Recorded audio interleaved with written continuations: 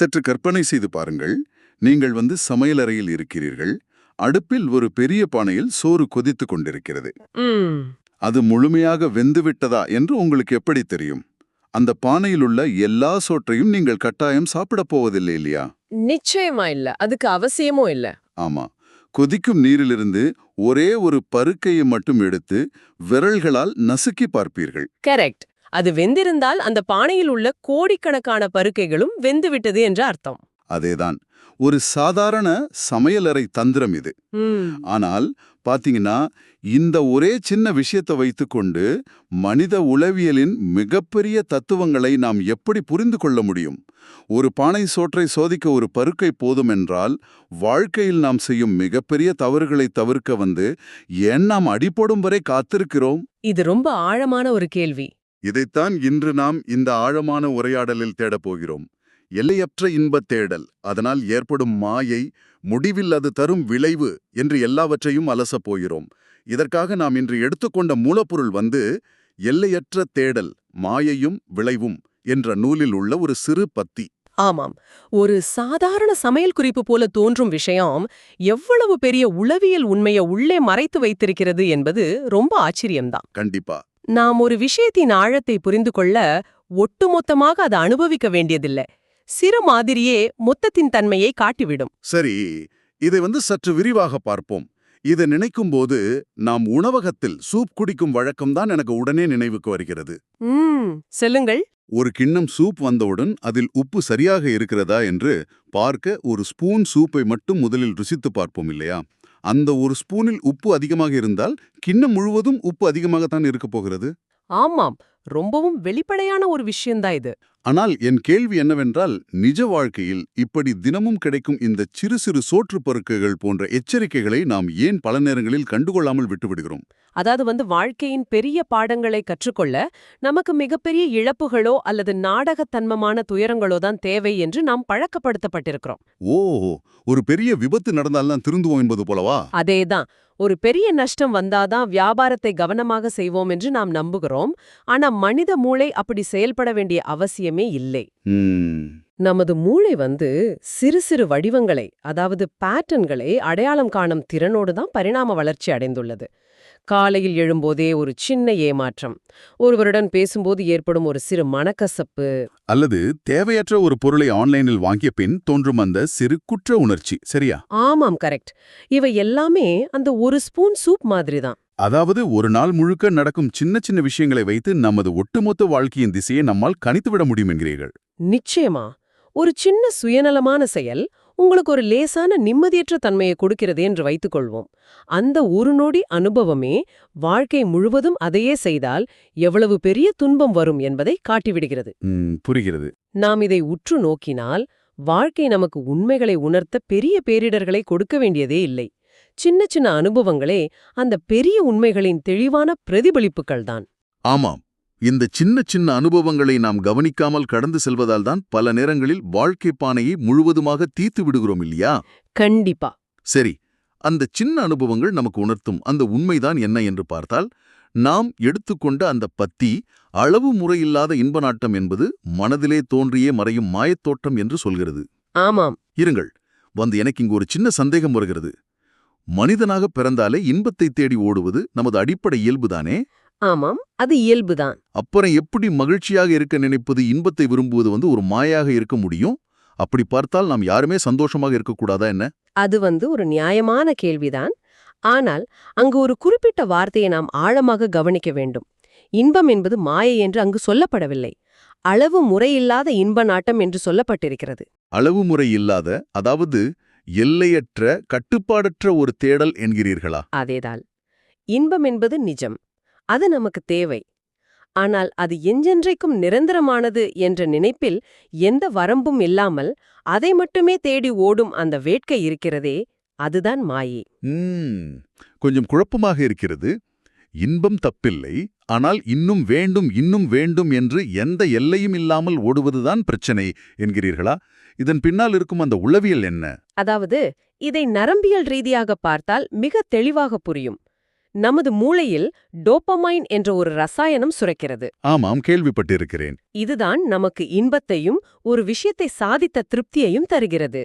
ஒரு புதிய செல்போன் வாங்குகிறீர்கள் அல்லது ஒரு சுவையான உணவை சாப்பிடுகிறீர்கள் என்றால் உடனே மூளையில் டோபமைன் சுரந்து உங்களுக்கு ஒரு மகிழ்ச்சியே தருகிறது. சரி. ஆனால் பிரச்சனை என்னவென்றால் அந்த மகிழ்ச்சி நீண்ட நேரம் நிலைப்பதில்லை. மூளை தனக்கு கிடைக்கும் அந்த அதீத தூண்டுதலை சமாளிக்க டோபமைன் ஏற்பிகளை குறைத்து விடுகிறது. அதனால் மீண்டும் பழைய நிலைமைக்கே நீங்கள் வந்து விடுவீர்கள். ஓ, அதனால்தான் ஒரு பொருளை வாங்கிய சில நாட்களிலேயே அதை பற்றிய ஆசை நமக்கு குறைந்து விடுகிறதா? அதேதான். இதையே டோபமைன் ட்ரெட்மில் என்று உளவியலாளர்கள் சொல்வார்கள். நீங்கள் ஒரு ட்ரெட்மில்லில் ஓடும்போது எவ்வளவு வேகமாக ஓடினாலும் ஒரே இடத்தில்தான் இருப்பீர்கள் அல்லவா? ஆமாம். அதே போலத்தான் இதுவும். இன்பம் வந்தடையும் முன்பே அதை பற்றிய எதிர்பார்ப்பு மிக சுவாரஸ்யமாக இருக்கும். ஆனால் அதை அடைந்த மறுகணமே அந்த உணர்வு மறைந்துவிடும்.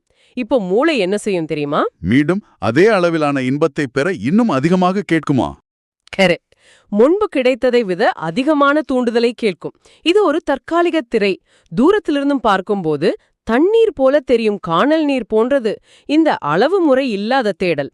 நாம் ஓடிக்கொண்டே இருப்போம், ஆனால் தாகம் தீரவே தீராது. இந்த இடத்துலதான் விஷயம் மிகவும் சுவாரஸ்யமாகிறது. இது தாகத்தில் தவிக்கும் ஒருவன் தன் தாகத்தை தணிக்க கடல் நீரை குடிப்பது போல இருக்கிறது. ரொம்ப அருமையான ஒரு ஒப்பீடு இது. கடல் நீரை குடிக்கும் அந்த முதல் நொடியில என்ன நடக்கும் என்று யோசித்து பாருங்கள். தொண்டை நனையும் போது நிச்சயமாக ஒரு இன்பம் கிடைக்கும். அந்த ஒரு நொடிக்கு தாகம் தீர்ந்தது போல ஒரு திருப்தியும் வரும்.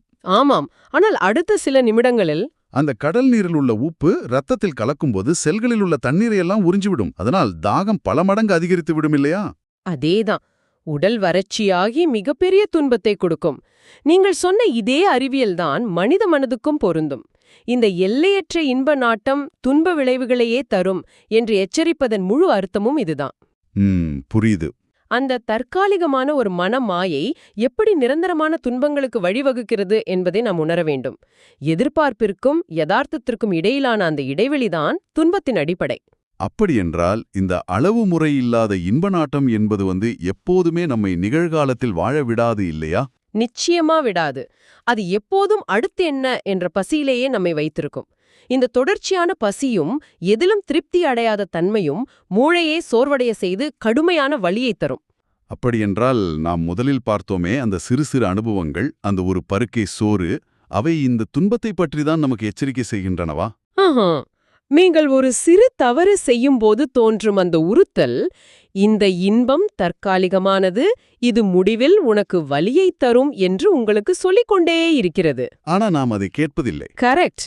அந்த உறுத்தலை, அதாவது அந்த ஒரு சோற்று பருக்கையை நீங்கள் கவனிக்காமல் விட்டுவிட்டால் இறுதியில் கடல் நீரை குடித்த நிலைமைதான். அன்றாடம் நாம் தேடி ஓடும் பல விஷயங்கள் உண்மையில் கடல் நீர்தான் என்பது கொஞ்சம் அதிர்ச்சியாகத்தான் இருக்கிறது. ஆனால் இதிலேந்து தப்பிக்க வழியே இல்லையா என்று யோசிக்கும்போது அந்த மூலப்பத்தியில் ஒரு மிக ஆழமான கருத்து சொல்லப்பட்டிருக்கிறது. என்ன சொல்லப்பட்டிருக்கிறது? அதாவது இவ்வுண்மையை உணர்ந்து நெஞ்சில் ஆழ பதித்தவர்கள் தீய பாதையில் நினைத்தாலும் செல்ல முடிவதில்லை என்று. இதை எப்படி புரிந்து கொள்வது? உண்மையை உணர்ந்தவர்கள் நினைத்தாலும் தீய பாதையில் செல்ல முடிவதில்லை என்று சொல்வது என்னை மிகவும் ஆச்சரியப்படுத்துகிறது. ஆமாம், அது மிக முக்கியமான ஒரு வரி. புதிய சாஃப்ட்வேர் ஏற்றப்பட்டவுடன் பழைய தவறான கமாண்டுகளை அது எப்படி ஏற்க மறுக்கிறதோ அதுபோல இவர்களால் தீமை செய்ய முடியவில்லை என்கிறதா? அந்த ஆபரேட்டிங் சிஸ்டம் உதாரணத்தை வைத்து பார்த்தா இது மிக எளிதாக புரியும். ஒரு விஷயத்தை மூளையால் அறிந்து கொள்வதற்கும் அதை முழுமையாக உணர்ந்து நெஞ்சில் ஆழ பதிப்பதற்கும் மிகப்பெரிய வித்தியாசம் இருக்கிறது. எனக்கும் இது தோன்றியது. பாத்தீங்கன்னா, சிகரெட் பிடிப்பது உடலுக்கு கேடு, மது அருந்துவது உயிருக்கு ஆபத்து என்று எல்லாருக்கும் தெரியும். அந்த பெட்டியிலேயே பெரிய எழுத்துக்களில் போட்டிருக்கிறது. ஆமாம், அது அறிவது. ஆனால் அதை பார்த்துவிட்டு எத்தனை பேர் அந்த பழக்கத்தை நிறுத்துகிறார்கள்? மிகச்சிலர் தானே. அதுதான் பிரச்சனை. வெறும் அறிவு என்பது ஒரு டேட்டா, ஒரு தகவல் மட்டுமே. அது உங்க ஆபரேட்டிங் சிஸ்டத்தை மாற்றாது. ஓஹோ. ஆனால் ஒருவன் சிகரெட்டால் தன் நுரையீரலே பாதிக்கப்பட்டு மரணத்தின் விளிம்பு வரை சென்று அந்த மூச்சு திணறலின் வலியை அனுபவித்து திரும்பும்போது அந்த உண்மை அவனது நெஞ்சில் ஆழப் பதிகிறது. அது வெறும் தகவலாக இல்லாமல் அவனது அனுபவமாக, அவனது நரம்பு மண்டலத்தின் ஒரு பகுதியாகவே மாறிவிடுகிறது. ஓ, அதாவது நியூரோபிளாஸ்டிசிட்டி என்று சொல்வார்களே, அந்த மூளையின் நரம்பியல் இணைப்புகள் மாற்றி அமைக்கப்படுவது அதை குறிக்கிறதா? ஆமாம், அதேதான். மனித மூளை தனக்கு கிடைக்கும் ஆழமான அனுபவங்களை கொண்டு தனது நரம்பியல் இணைப்புகளை தொடர்ந்து மாற்றி அமைத்துக் கொண்டே இருக்கிறது. டோபமைன் எப்படி இன்பத்தை தூண்டுகிறதோ அதே போல மூளை தனக்கு ஆபத்தான விஷயங்களை விலக்க புதிய நரம்பியல் பாதைகளை உருவாக்கும். சரி. அளவு முறையில்லாத இன்ப நாட்டம் வெறும் மாயை. அது துன்பத்தை மட்டுமே தரும் என்று அந்த பேருண்மையை ஒருவன் ஆழமாக உணர்ந்துவிட்டால் அவனது மூளை பழைய தவறான பாதைகளை அழித்துவிட்டு புதிய பாதைகளை உருவாக்குகிறது. அது தரும் தற்காலிக இன்பத்தை விட அதன் பின்வரும் மிகப்பெரிய துன்பம் அவர்கள் கண்ணுக்கு தெளிவாக தெரிந்துவிடுமா? உண்மையாகவே அப்படி நடக்கும். இது ஒரு வகையான உளவியல் தடுப்புச் சுவர். அவர்கள் தங்களை வற்புறுத்தி நல்லவர்களாக இருக்க வேண்டிய அவசியமில்ல. ஆச்சரியமா இருக்கு. தீய பாதையில் செல்வதற்கான உந்துஜல், அதாவது அவர்களுக்குள் ஏற்படும் அந்த தடுமாற்றம் மிகவும் அதிகமாகிவிடுகிறது. நெருப்பில் கை வைத்தால் சுடும் என்று ஒருமுறை அனுபவபூர்வமாக தெரிந்து கொண்ட குழந்தை வேணுமென்றே நெருப்பில் கை வைக்க நினைத்தாலும் கூட அதன் நரம்பு மண்டலம் அதை செய்ய விடாதல்லவா? ஆமாம், கையை தானாக பின்னால் இழுத்துவிடும்.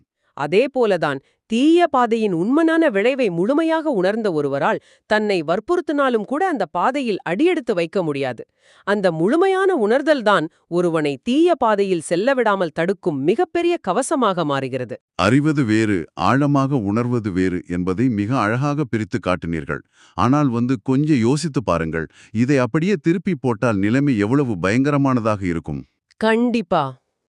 உண்மையை உணர்ந்தவர்கள் எப்படி நன்மைக்குள் பாதுகாப்பாக இருக்கிறார்களோ அதற்கு நேர்மாறான ஒரு நிலையை நாம் யோசிக்க வேண்டும்.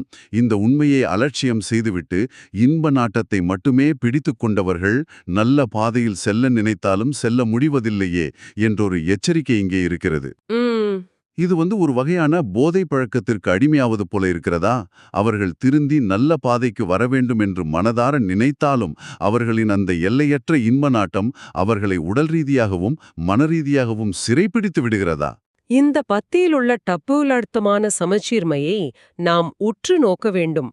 நல்லவர்கள் எப்படி தீமை செய்ய முடியாமல் நன்மையில் சிறைப்பட்டிருக்கிறார்களோ அதேபோல உண்மையை அலட்சியம் செய்தவர்கள் தங்களின் தவறான பழக்கங்களில் சிக்கி அதிலிருந்து மீள முடியாமல் தவிக்கிறார்கள்.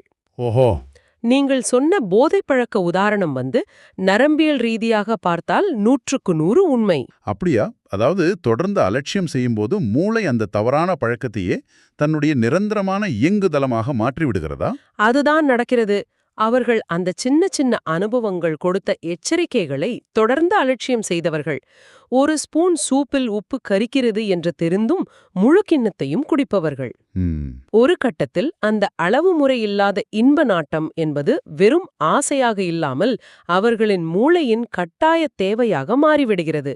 இதை உளவியலில் கம்பல்ஷன் என்று சொல்வார்கள். சரி.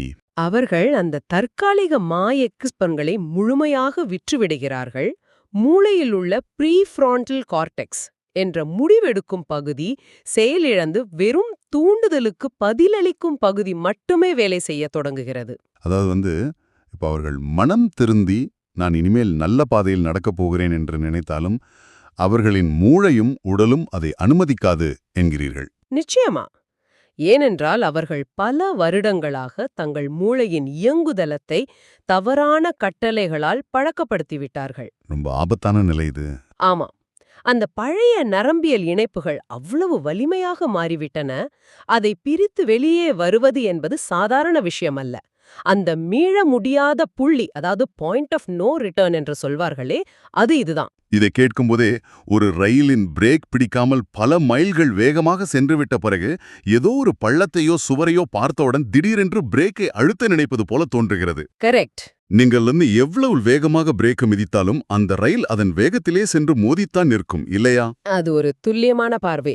இதை நாம் ஒட்டுமொத்தமாக இணைத்து பார்த்தால் நமது வாழ்க்கையின் ஒவ்வொரு சிறிய தேர்வும் ஒவ்வொரு சின்னஞ்சிறு அனுபவமும் எவ்வளவு முக்கியமானது என்பது புரியும். கண்டிப்பா.